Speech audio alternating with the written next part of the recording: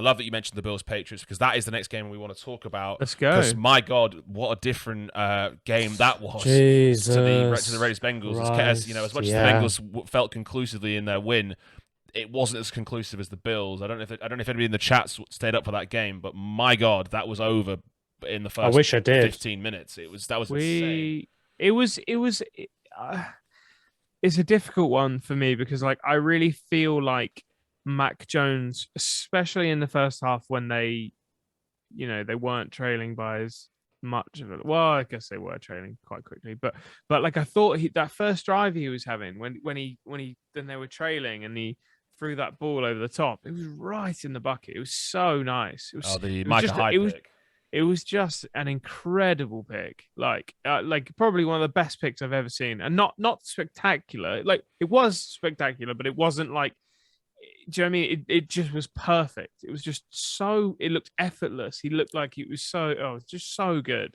It was the best pick I've ever seen. And I think I felt really bad for Mac because in that drive, it was perfect. He like took the game on it. Like he ran, he had a bit of a run to get first down. He was dinking dunking. They were running, but the run wasn't that effective. And he chucked that ball over the top, and it was absolutely perfect. And it got picked off by even more perfect positioning.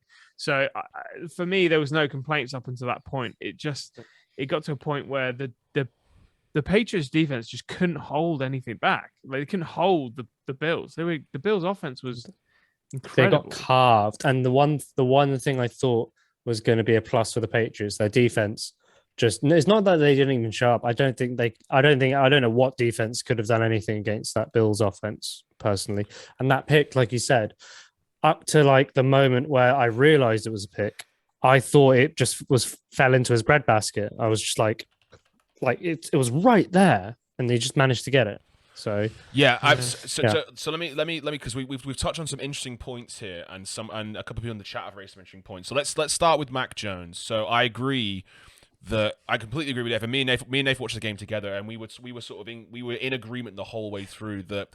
At the start of that game, I thought my worry with the Patriots is Mac Jones going to be found out in this game because he was teetering towards the end of the season. Wasn't this incredibly accurate clutch player that he'd been in the middle of the season, and now we're in a big playoff game, a big playoff spot, divisional rival. If he is a flop, this would be the game where he would reveal that, I think.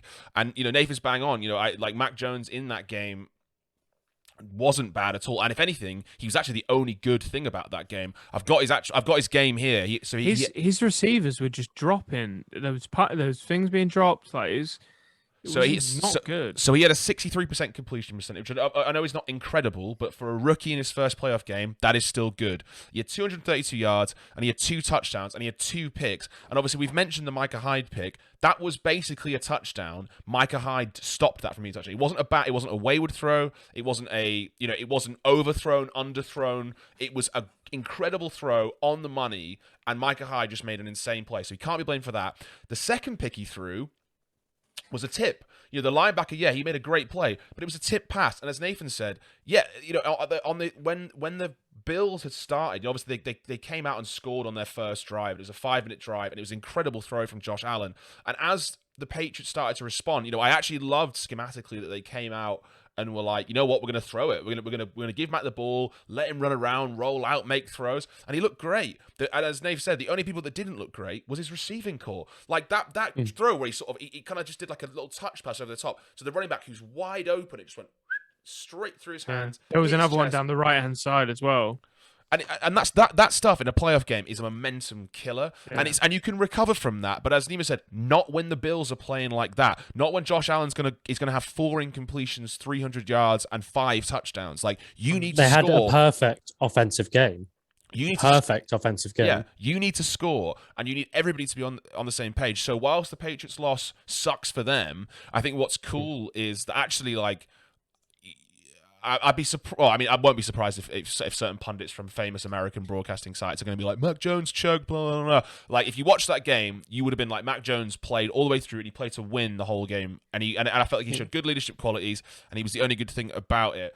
going back to the chat now, Sam has made a great point here. He's like, Bills are unstoppable until they're not. And this is something that I really agree with, that whilst, yes, that was a dominant win, 47, it was 40-10, I think, before they allowed a couple of garbage yards and kicked and scored one more touchdown. So 40-10 was the score line where it was like, right, these two teams are still trying to play to win, and then anything after that, it was over. Very, very impressive. But the Bills have done this before.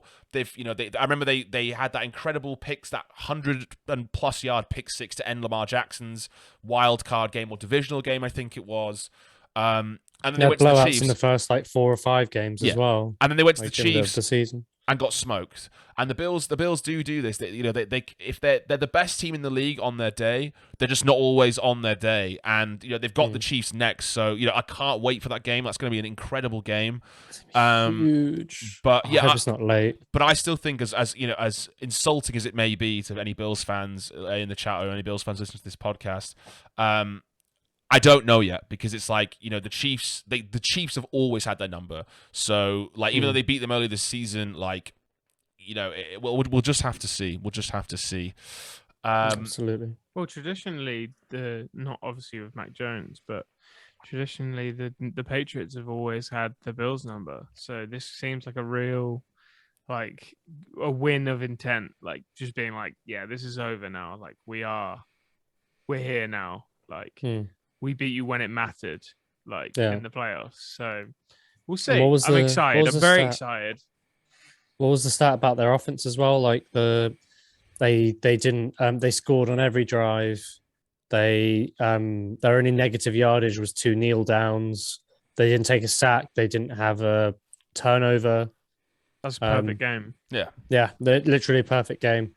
Like, they averaged 6 yards per rush, which is insane. 12 yards per pass. And the fact they didn't rely on Josh Allen really that much, like he didn't actually scramble that much in that game. I don't know. Like, I mean, obviously, I know Sean McDermott I know Sean McDermott is a Belichick guy, but like, I can't believe that the Patriots couldn't generate any pass rush against Josh Allen. They're a top 5 defense. Yeah, I can't believe that. Like, it was really. And I wouldn't say Josh Allen's O-line isn't necessarily that good. Not at all. Not at all. Like, it's been good enough to him and for the for the team to get where they have, but I wouldn't say it's the best O-line in the league by any stretch of the imagination. Yeah. And the main difference, really, like, the Bills' offense is really good, and the Bills' defense is really good. The Patriots' defense is really good. The Patriots' offense is so. They've got really good running backs considering where they were drafted. Their receiving core, meh.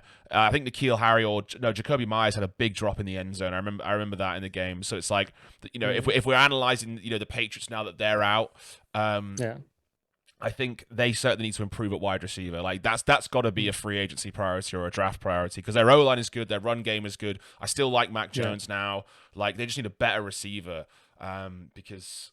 Yeah, I just don't think Jacoby Myers is all that. I think he's a good number 2, but you need like a Justin Jefferson, a Jamar Chase. Like, you need a big name, big game player where they can just step up. Jamar Chase, even in the Bengals game, what did he have, like 8 catches for like 84 yards? He was Burrows, and he had that insane throw to the end zone. So it was a great outlet for them. And like, the Patriots just don't draft wide receiver talent well at all. Like, seemingly they can't even pick up good wide receiver talent in free agency either. So that's you couldn't name it. That's fair. Something outside of Jacoby Myers, I can't like N'Keal Harry, but I don't even think he starts for them anymore. So like, he was a bust. Yeah, I remember Brady not being a fan of him at all. So it's like, if Brady's not a fan of him, like he's not gonna. I'm not going to crap on him, but he's not who we're talking about in terms of player needs. So he was drafted. N'Keal Harry was drafted in front of DK Metcalf. Yeah. Also, Sam, perfect thing being like, I couldn't name a wide receiver at the Pats. For having done anything of note. Absolutely. Hi, thanks for checking out Inside the 5. We go live every Monday at 8 p.m. on Twitch. We also have an audio podcast that comes out every Sunday. Links to those are in the description below, or click here to watch more.